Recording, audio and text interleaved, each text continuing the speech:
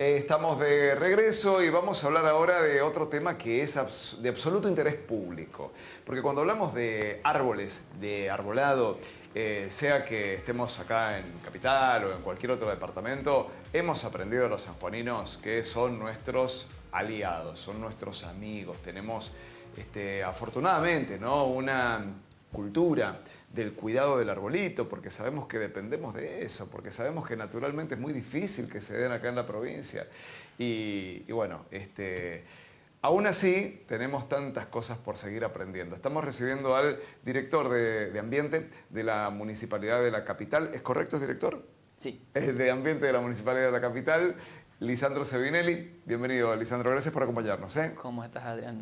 Buen día para ti. Bueno, vamos a empezar de cero. El área de ambiente es bastante más amplia, más abarcativa, pero vamos a empezar hablando del arbolado porque es un tema sensible. Cada vez que sentamos un intendente acá, sea del departamento que sea, alguna pregunta llega respecto del arbolado porque, bueno, sabemos que hay una situación crítica de agua y se manifiesta en la vía pública, ¿no? ¿Cómo es esta situación acá en San Juan, en la ciudad? Así es, Adrián. Bueno, buenos días para todos antes que nada. Sí, la situación del arbolado es una situación crítica de hace unos años por esta crisis que vos comentás. Primero, para situarnos en el contexto, sí. Estamos en una ciudad o en una provincia, si querés, desértica, donde el arbolado tiene una preponderancia de mayor importancia, sobre todo, claro, porque cuando no tenemos el árbol lo sentimos. Tenemos claro, una contrariedad ahí cultural, que nos quejamos mucho del arbolado, hay muchos pedidos de erradicaciones y demás, pero el árbol cumple una función que quizás no lo vemos hasta que no lo tenemos. Servicios ecosistémicos, el árbol brinda muchos, desde la sombra, evitar refrigerar o calefaccionar en invierno en mayor medida, la sombra, te permite caminar, si el arbolado está en una situación bien formado, bien mantenido, te permite usar más los medios de bicicleta o de caminar antes que los vehículos, o sea, además de los que ya conocemos todos, del oxígeno, de que el valor inmobiliario de los lugares donde hay arbolado aumenta, bueno, muchas situaciones. El arbolado de hoy tiene una situación crítica no solo por la crisis hídrica, sino por una falta de renovación de mucho tiempo. Y bueno, hoy se están haciendo, nosotros estamos trabajando en hacer diferentes tareas con respecto al arbolado para que esa situación cambie. Lo difícil es que no vamos a ver en algunos casos cambios inmediatos, porque hay que ir trabajándolo. Como por ejemplo, hoy hemos podado más de 70 barrios y además del microcentro, y nos han quedado muchos barrios por podar, que les vamos a dar prioridad. Ahora se nos ha terminado la época que nos permite provincia aprobar para la poda, entonces vamos a continuar con el despeje por una cuestión de seguridad, de iluminación y de seguridad vial y para los peatones. Pero en la época de poda siguiente se le dará prioridad a los barrios que no hemos terminado por una cuestión de tiempo más que nada. Me quedó, Lisandro, picando la palabra que dijiste al comienzo. Falta de agua, la restricción de agua y la falta de renovación. ¿De qué estamos hablando de renovación? ¿Hay ejemplares envejecidos que debieron ser reemplazados ya? Mira, hay muchas especies en la capital que están ceneciendo, que ya tienen su tiempo. Su ciclo cumplido. Exactamente. Y bueno, hay árboles que también han sufrido malos mantenimientos de mucho tiempo, que el árbol ya tiene un estado que amerita una renovación. Estas situaciones las estamos individualizando y bueno, la realidad es que esto va a llevar un tiempo. Hemos comenzado, como te decía recién, sobre las etapas o los lugares más críticos que hemos analizado, como la peatonal, el ensanche de Ignacio de la Rosa, colocando árboles, forestando, y a eso le vamos a dar un seguimiento posterior, que es lo que no se ha hecho. Muchas veces se foresta, no se presta atención al riego, que sí o sí hay que darle 1 año, 2 años de riego muy presente para que el árbol se establezca, y a esto formarlo. Se llama una poda de educación o de formación para que el árbol se forme con una altura de cruz a una determinada altura, para que posteriormente no requiera el árbol tanta poda como lo requieren ahora. Te comentaba que esto es una cuestión cultural, que antes los árboles se podaban en forma de vaso, por una cuestión cultural, que los frutales se podaban de esa manera para que los frutos puedan ser alcanzados más fácilmente. Bueno, eso ha ido cambiando. El arbolado, la poda del arbolado se hace de diferente manera y bueno, estamos tratando de imponer estas nuevas técnicas, que bueno, no son de ahora, ya llevan unos años, pero no se han llevado a cabo. Entonces, eso nos Lisandro, va a hacer... ¿cuáles son las especies que están eligiendo para forestar en estos espacios públicos? Mira, justamente hace unos días hemos recibido, nosotros se presenta el plan forestal del 2024 en este caso, nos los ha entregado provincia y nos ha entregado fresnos y acacias, acacias blancas, acacias rojas. Nosotros tenemos una infinidad de especies, tenemos desde tipa, jacarandá, estamos tratando, siempre vamos a tratar de poner especies que estén más adaptadas a la falta de agua o al menor requerimiento hídrico. La mora, por ejemplo, es una especie que tiene mucho requerimiento hídrico. Entonces, es una especie que un poco se está dejando de lado y estamos tratándola de reemplazar por especies que estén más adaptadas o que nos impliquen un menor riego.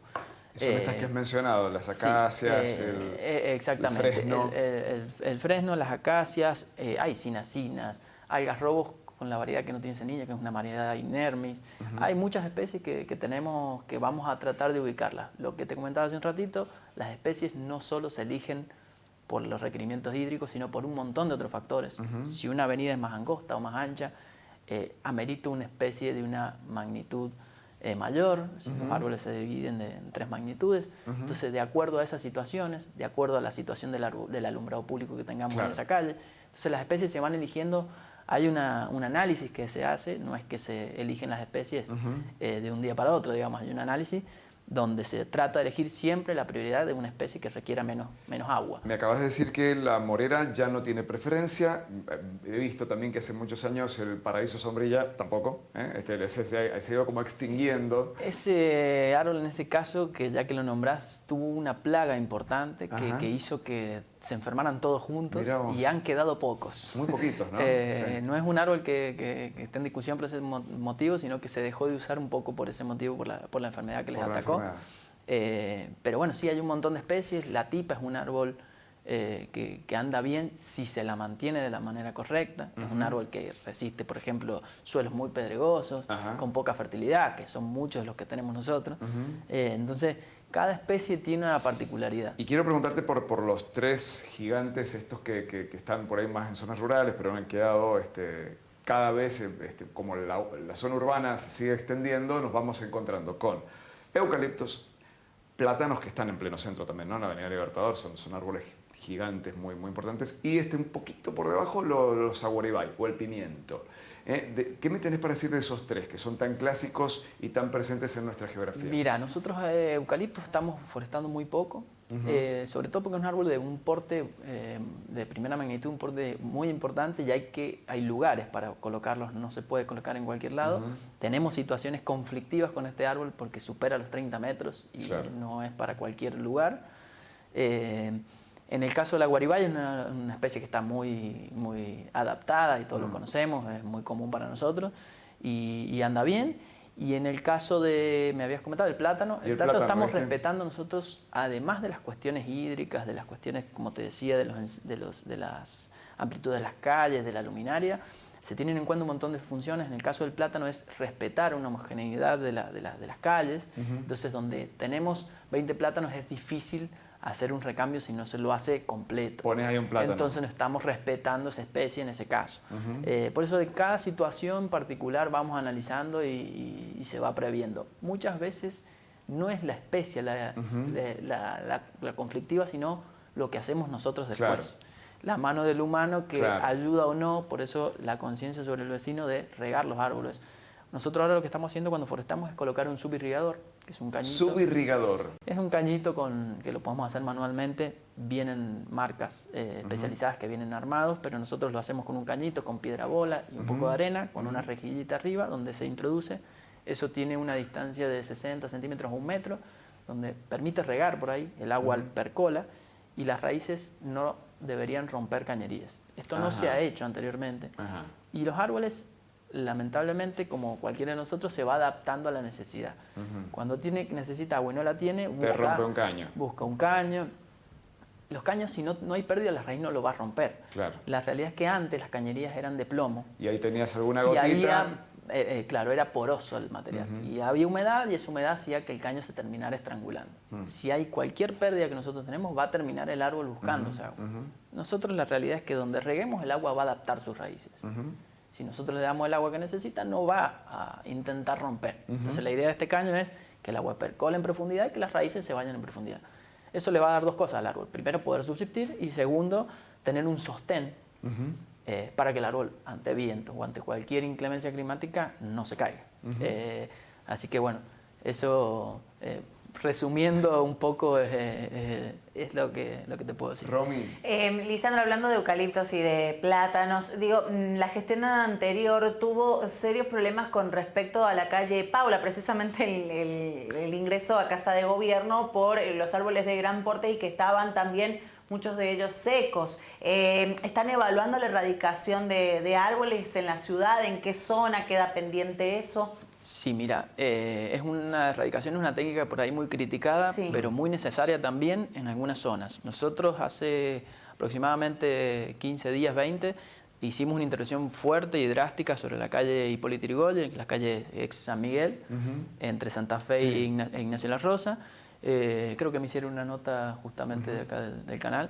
Hemos sacado 3 árboles de más de 25 metros de altura con una grúa de 45 toneladas. Un trabajo árboles que estaban muy secos de hace mucho tiempo y eran muy riesgosos.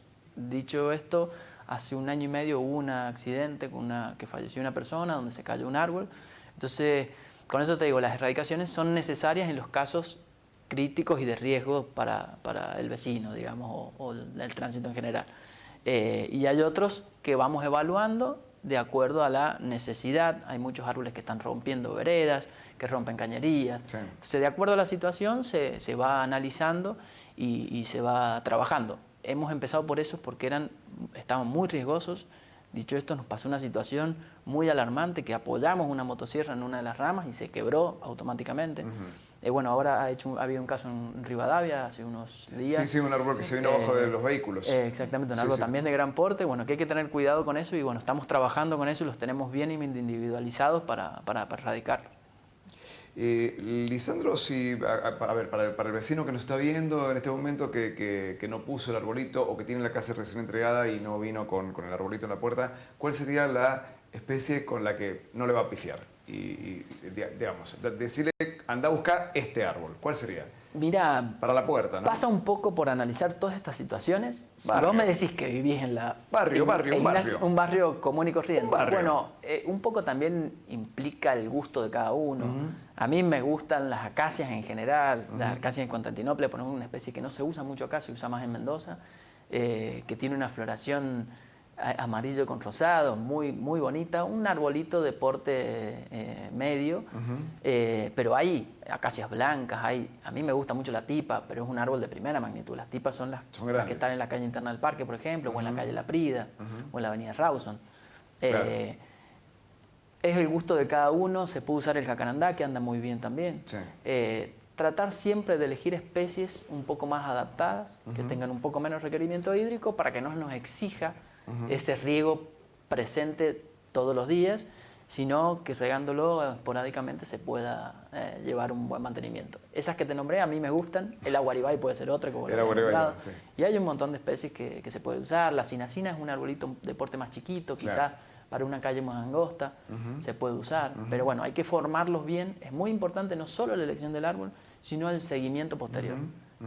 Cómo lo formamos desde chiquito al árbol para que la copa y esa cruz esté bien arriba y no nos moleste. Claro. Eso es muy importante, y el riego, por supuesto, con este cañito que se puede introducir, es importante. Cuando hablamos de ambiente, otro capítulo imprescindible es el de los animales, ¿no? El de las mascotas. Y hace tiempo ya que los municipios, algunos más, otros menos, la provincia también, vienen impulsando las campañas de esterilización masiva, pero mientras tanto vemos que siguen habiendo jaurías, ¿no? Animales en situación de calle, con todos los inconvenientes que esto representa para el propio animal y para la sociedad también. ¿Cómo es hoy el diagnóstico respecto de lo que ustedes recibieron y las acciones que están tomando? Mira, es una situación complicada, pero nunca hemos dejado de trabajar para que esa situación, por supuesto, que disminuya. Situaciones de calle seguramente habrán por mucho tiempo porque las cantidades son importantes, pero hay un dato que es importante que no sé si lo tiene claro mucha gente, que hoy, por ejemplo, en el centro de zoonosis, nosotros que están en Avenida Rawson y Pedro Echagüe, se están haciendo castraciones de perros y de gatos, en este caso, y ha aumentado el número de gatos que se castran. Ah, mira. Un dato importante que al menos la gente que no está en el rubro por ahí no lo conoce.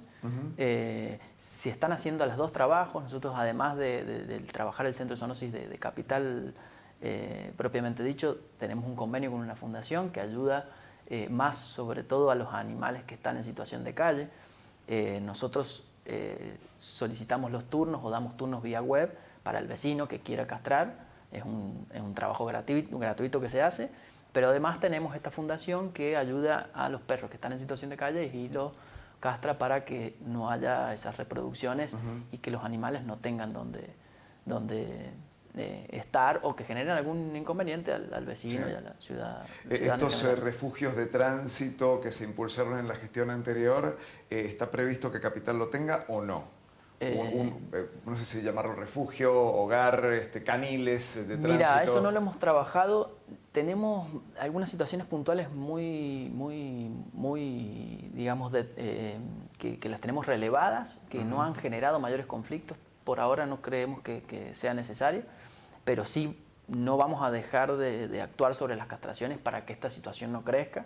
Y bueno, y eso se irá evaluando a medida que pase el tiempo y que lo analicemos, digamos, porque eso, la realidad es que las situaciones pueden cambiar claro. y bueno, vamos a estar atentos a eso. El tema del abandono de los animales es una cosa que no se explica, pero que sigue sucediendo también, ¿no? Exactamente. Bueno, hay muchas fundaciones que trabajan con eso, que nosotros estamos tratando de apoyar para que ellos trabajen y que justamente alguien que no pueda alojar ese perro o gato o lo que fuere, que busque alguna de estas fundaciones para que les busquen un lugar y que nos hagamos un poco cargo todos de la situación. Es un problema de todos. Lisandro, muchas gracias. No, gracias a ustedes y a disposición. Lisandro Sebinelli, director de Ambiente de la Capital, pasó por aquí por Banda Ancha. Árboles, arbolado por un lado y perros y gatos por el otro. Pausa, ya volvemos.